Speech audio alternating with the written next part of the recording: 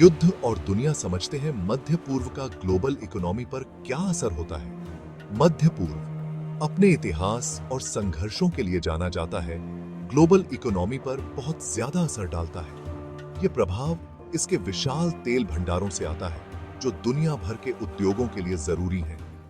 युद्ध की अफवाहें भी शेयर बाजार हिला देती हैं और निवेशकों का भरोसा कमजोर हो जाता है। इन तनावों का कच्चे तेल की कीमत पर सीधा और तुरंत प्रभाव पड़ता है। यह फिड्रासी 29 वीडियो मध्य पूर्वी संघर्ष, कच्चे तेल की कीमतों और भारतीय शेयर बाजार पर उनके प्रभावों को समझाता है। काला सोना और खून खराबा, कैसे संघर्ष कच्चे तेल की कीमत को बढ़ावा देता है। मध्य पूर्व दुनिया के सबसे बड़े ज्ञात तेल भंडार पर स्थित है, जो इसे वैश्विक ऊर्जा बाजार में एक महत्वपूर्ण खिलाड़ी बनाता है। इस क्षेत्र के तेल उत्पादन में कोई भी व्यवधान, चाहे वास्तविक हो या अनुमानित, वैश्विक आपूर्ति श्रृंखला को हिला देता है। युद्ध और भू राजनीतिक अस्थिरता अनिश्चितता का माहौल बनाते हैं, जिससे तेल उत्पादक देशों के लिए लगातार उत्पादन बनाए रखना मुश्किल हो जाता है। आपूर्ति में व्यवधान का यह डर दुनिया भर की अर्थव्यवस्थाओं की बढ़ती मांग के साथ मिलकर कच्चे तेल की कीमतों में वृद्धि का कारण बनता है।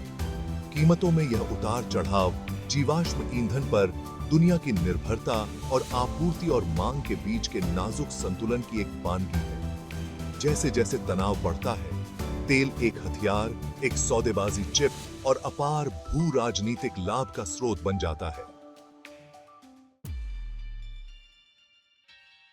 भारत पर बढ़ता दबाव, देश के शेयर बाजार पर कच्चे तेल की पकड़। भारत कच्चे तेल की कीमतों में उतार चढ़ाव के प्रति बहुत संवेदनशील है।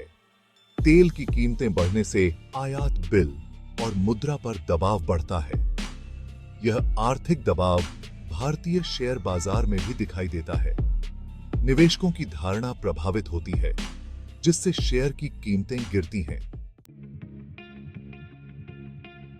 भाग 4, एशियन पेंट्स पर दबाव, कच्चे माल की बढ़ती लागतों पर एक केस स्टडी। एशियन पेंट्स एक जाना पहचाना नाम और भारतीय पेंट उद्योग में अग्रणी। यह समझने के लिए एक अच्छा उदाहरण है कि कैसे कच्चे माल की बढ़ती लागत कंपनी के प्रदर्शन को प्रभावित कर सकती है। पेंट निर्माण में उपयोग किए जाने वाले कच्चे माल का एक बड़ा हिस्सा कच्चे तेल से बनता है। जब कच्चे तेल की कीमतें बढ़ती हैं, तो इन आवश्यक सामग्रियों की लागत भी बढ़ जाती है। लागत में यह वृद्धि एशियन पेंट्स के लाभ पर दबाव डालती है। कंपनी के सामने एक मुश्किल चुनाव होता है। बढ़ी हुई लागतों को खुद वहन करें और अपने मुनाफे में गिरावट देखें, या कीमतों में बढ़ोतरी का बोझ उपभोक्ताओं पर डालें और बाजार में अपनी हिस्सेदारी खोने का जोखिम उठाएं। यह नाजुक संतुलन वैश्विक घटनाओं के प्रभावों से जूझ रहे उद्योगों के व्यवसायों के सामने एक चुनौती है। भाग 5, तूफान से कैसे पार पाएं। अशांत समय में निवेशकों के लिए रणनीतियां। अस्थिर समय में निवेश करने के लिए धैर्य और लंबी अवधि के दृष्टिकोण की आवश्यकता होती है। भू राजनीतिक अनिश्चितता और आर्थिक उतार चढ़ाव के तूफान का सामना करने के इच्छुक निवेशकों के लिए यहां कुछ रणनीतियां दी गई हैं। अपने पोर्टफोलियो में विविधता लाएं। अपना सारा पैसा एक ही जगह न लगाएं। जोखिम को कम करने के लिए विभिन्न परिसंपत्ति वर्गों, क्षेत्रों और भौगोलिक क्षेत्रों में अपने निवेश फैलाएं। लंबी अवधि पर ध्यान दें। अल्पकालिक बाजार में उतार चढ़ाव होना लाजमी है।